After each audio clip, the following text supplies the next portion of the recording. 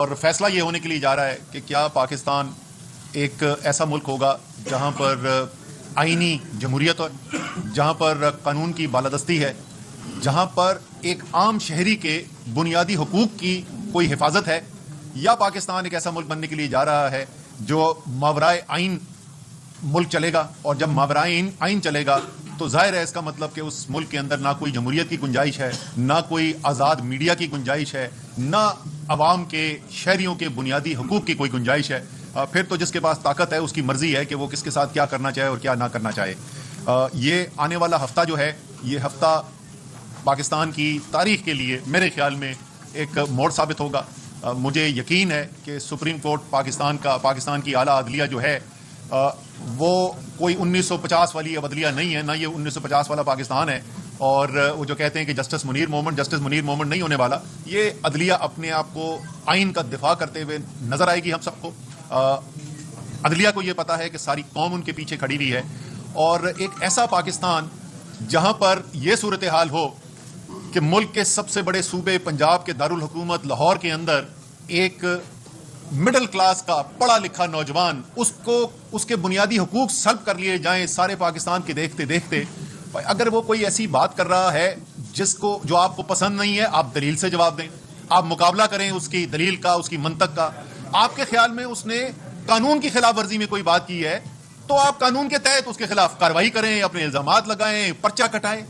یہ کون سا پاکستان ہے کہ لاہور کے اندر، جیسے میں نے کہا، ایک پڑھا لکھا نوجوان جو ہے وہ اغوا کر لیا جائے اور یہی نہ پتا چلے کہ کون اٹھا کے لے گیا ہے، کیوں اٹھا کے لے گیا ہے۔ شاہد حسین اوورسیز پاکستانی، اس کو اٹھا کے لے جائیں، یہی نہ پتا چلے کہ اس کے اوپر الزام کیا ہے، کس نے اٹھایا اس کو، وہ پتہ نہ چلے۔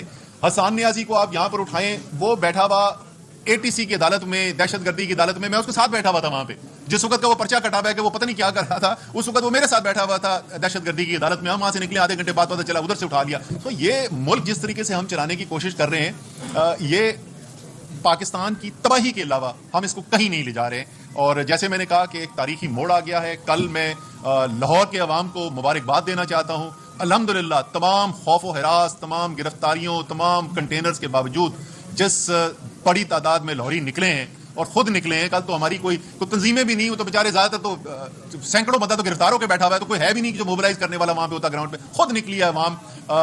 لوگ کہتے ہیں اپنے کپتان کے لیے نکلی ہے، اپنے کپتان کے لیے نہیں، اپنے لیے نکلی ہے۔ ان کو نظر آ رہا ہے کہ پاکستان کے مستقبل کی طرف جا رہا ہے۔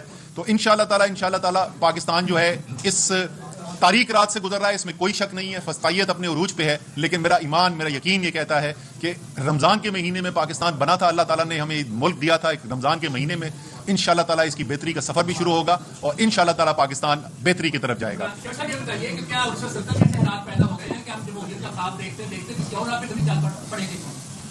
دیکھیں، اس وقت مینڈیٹ تو نہیں مانا جا رہا۔ جب مینڈیٹ نہیں مانا جاتا تو اس کو ہم یہی کہتے ہیں کہ یہ 1970 میں بھی یہی حالات تھے، تو اللہ نہ کرے کہ وہ حالات ہوں۔ اس وقت فرق صرف یہ ہے کہ عمران خان ایک نیشنل پارٹی اور نیشنل ایجنڈا کے ساتھ چل رہے ہیں، اور اگر آج ہم سری لنکا نہیں بنے یا آج ہم ایران نہیں بنے تو وہ صرف تحریک انصاف کی وجہ سے نہیں بنے۔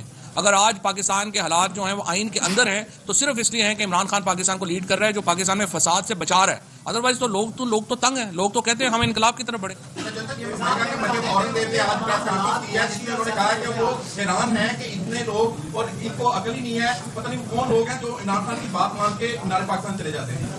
یہ کس نے کہا؟ دیکھیں، مریم اورنگزیب حیران ہی ہوں گی، کیونکہ مریم اورنگزیب نے زندگی میں کبھی کونسلر کا الیکشن نہیں لڑا، اور انہوں نے زندگی میں کبھی لوگ ہی نہیں دیکھے۔ سب سے زیادہ لوگ جس میں انہوں نے بات کی ہے وہ 7 ہوتی ہیں، جس میں مریم، ہنا اور یہ 5-4 بیٹھ کے دوسروں کے میک اپ ڈسکس کرتی ہیں۔ اس کے علاوہ تو ان کا کوئی اور تجربہ نہیں ہے، انہوں نے کیا باتیں کی۔ اصل حیرانگی کی یہ بات ہے کہ مریم اورنگزیب حیران ہے، جو حقیقت سارے پاکستان کو نظر آ رہی ہے وہ ان کو نہیں نظر آ رہی۔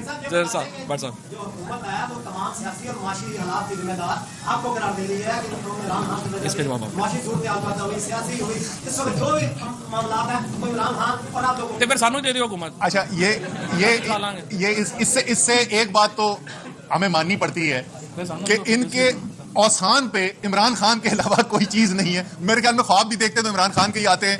مینار پاکستان میں لوگوں کو آنے سے کس لیے روک دو؟ کنٹینر لگا کے، کیونکہ عمران خان کا خوف ہے۔ گرفتاریاں سارے پنجاب میں کیوں کر لو؟ کیونکہ عمران خان کا خوف ہے۔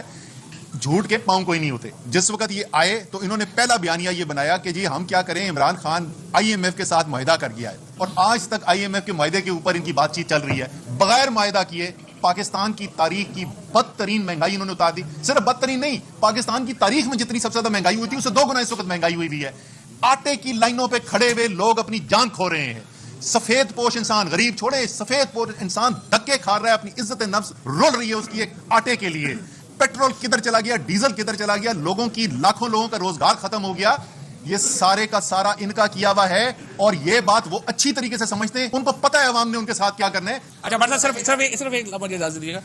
یہ جو آپ نے بات کی نا, دیکھیں, اور جو اسد صاحب نے اس کو بات, نون لیگ کا اس وقت اس حکومت کا سب سے بڑا مسئلہ یہ ہے کہ یہ خوف کے اوپر سیاست کر رہے ہیں. خوف کے اوپر سیاست نہیں ہوتی. آج رانا ثناء اللہ نے جو بیان دیا ہے کہ پتہ نہیں عمران خان آئے گا تو وہ ہمیں نہیں چھوڑے گا, ہم نے تو کبھی یہ نہیں کہا. ہم تو کہہ رہے ہیں کہ آپ بھی اپنی سیاست کریں, ہمیں بھی اپنی سیاست کرنے دیں.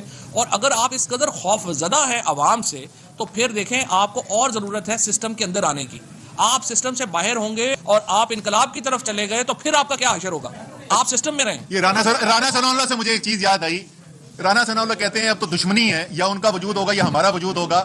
تحریک انصاف کی حکومت کس طریقے سے کام کرتی تھی. رانا ثناء اللہ کے خلاف مقدمہ آیا, کابینہ میں اس کی بحث ہوئی, اور اس بحث میں مجھے آج تک یاد ہے فواد چودھری نے اور مزید ہمارے جو ساتھی تھے انہوں نے سخت ترین سوالات کیے باوردی جرنیل صاحب سے کہ یہ جو آپ رانا ثناء اللہ کے اوپر الزام لگا رہے ہیں ہم اس سے مطمئن نہیں ہو رہے. رانا صاحب, تحریک انصاف ایسے کام کرتی تھی. رانا صاحب کو جو گھبراہٹیں آ رہی ہیں وہ سوموٹو سے لے کے عدلیہ کی جو فنکشنالٹی ہے اسی سے آ رہی ہیں. رانا صاحب جو ہیں وہ گھبرا گئے ہیں. میں نے انہیں سوچا ہے کہ کوئی لیگزوٹینل وغیرہ بھجواتے ہیں انہیں کہ جناب حوصلہ کرو, اینا بھی کوئی نہیں. نہ ہم آپ کو کوئی کچھ کہنے کو جو ہے اسد صاحب کی طرف سے پارٹی کی طرف سے ہم ان کو یقین دلاتے ہیں کہ سسٹم کے اندر آئیں. میں آپ کو پھر کہہ رہا ہوں, اگر آپ سسٹم کے باہر جانے کی کوشش کریں گے زیادہ خطرہ آپ کے لیے. سسٹم کے اندر رہیں. جناب باجوہ صاحب نے ایک سچ بولا ہے, وہ یہ بولا انہوں نے کہ شہباز شریف 40 منٹ تک بغیر سر اٹھائے ڈانٹ کھاتا ہے. یہ باجوہ صاحب سے کہہ رہے ہیں. منہ پہ ایک زناٹے دار تھپڑ مارا پاکستان کے لوگوں نے اور خصوصاً لاہور کے لوگوں نے, اور بتایا کہ لاہور اس وقت عمران خان کے ساتھ کھڑا ہے جس طرح پورا پاکستان اس وقت عمران خان کے ساتھ کھڑا ہے. اس حکومت کے جو فسطائی ہتھ کنڈے ہیں, جو ظلم, جو جبر اس وقت ہم دیکھ رہے ہیں, اس کی کوئی مثال پاکستان کی تاریخ میں نہیں ملتی. ہم نے دیکھا ہی نہیں ہے. بدترین مارشل لاء میں یہ نہیں ہوا کہ راتوں کو جا کے چار دیواری کو پامال کیا جائے. خواتین کے اوپر, ان کے گھر کے اوپر چھاپا پڑا. گھر میں خواتین کے علاوہ کچھ نہیں تھا. جس طریقے سے اینٹی کرپشن کے نوٹسز دیے جا رہے ہیں, FIA کے نوٹسز دیے جا رہے ہیں, عمران خان کے اوپر جو کیسز بنائے گئے ہیں, یہ تمام فسطائی ہتھ کنڈے آپ کے سامنے ہیں.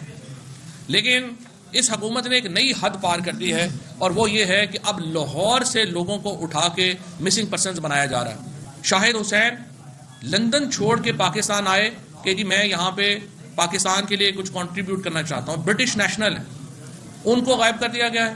ان کا بھی 3 دنوں سے کچھ پتہ نہیں ہے کہ وہ کدھر ہے.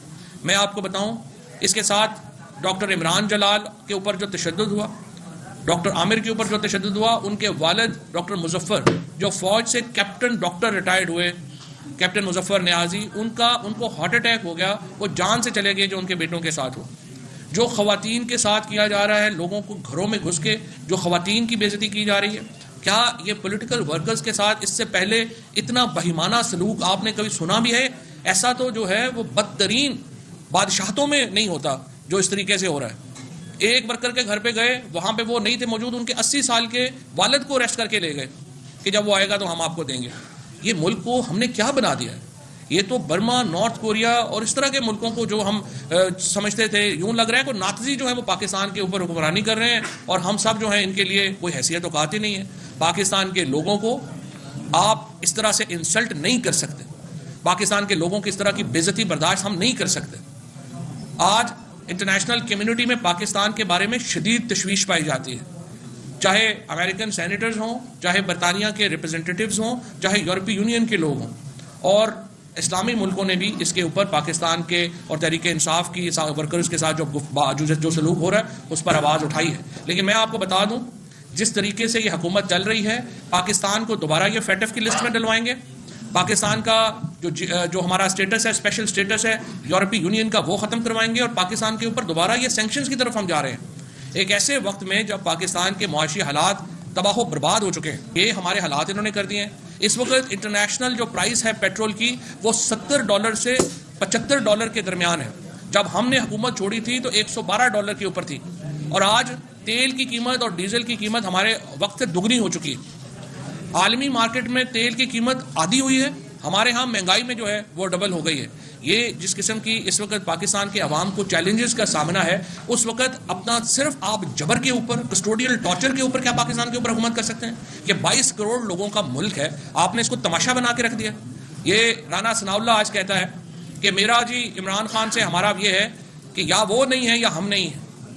آپ کیا بدماش ہیں؟ آپ پاکستان کی پالیٹکس کو کر رہے ہیں یا آپ یہاں پہ کوئی گینگ چلا رہے ہیں؟ اسی لیے جب سپریم کورٹ نے نون لیگ کو کہا تھا کہ یہ سسیلین مافیا ہے تو بالکل درست کہا تھا, کیونکہ اس میں اس طرح کے لوگ ہیں. سیاست ایسے نہیں ہوتی کہ نقطۂ نظر کو سمجھ کے آگے بڑھنے کا نام ہے.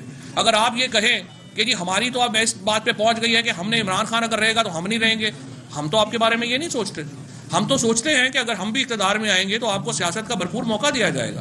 بے نظیر بھٹو 14 سیٹوں کے ساتھ اسمبلی میں آئی تھی, 2.5 سال کے بعد وہ پرائم منسٹر تھی, لیکن آپ اپنی شکست سے اتنے خوفزدہ ہیں. اور اب بے نظیر بھٹو کے جو بیٹے ہیں, جو بیسیکلی انہوں نے تو بھٹو کو ختم ہی کر دیا ہے, زرداری صاحبان نے, انہوں نے جو سیاست کی ہے یہ اب دیکھیے ایک سائیڈ کک بن گئے ہیں نون لیگ کی. نہ کوئی آواز ہے, نہ آئین کے اوپر ان کا کوئی سٹینڈ ہے کسی پارٹی کا. JUI مفتی محمود صاحب کا, مولانا فضل الرحمان صاحب کے والد 1973 کے آئین کے سگریٹری ہیں, لیکن نہ ان کو اپنے والد کے کوئی اہمیت اور احساس ہے, نہ بلاول کو اپنے نانا کا پرنسپلز کا کوئی احساس ہے. تو جس طریقے سے یہ لوگ جا رہے ہیں, جس طریقے سے یہ لوگ آگے بڑھ رہے ہیں, میرے خیال میں یہ پاکستان کے اندر ایک بہت بڑے کرائسس کو جنم دے چکے ہیں.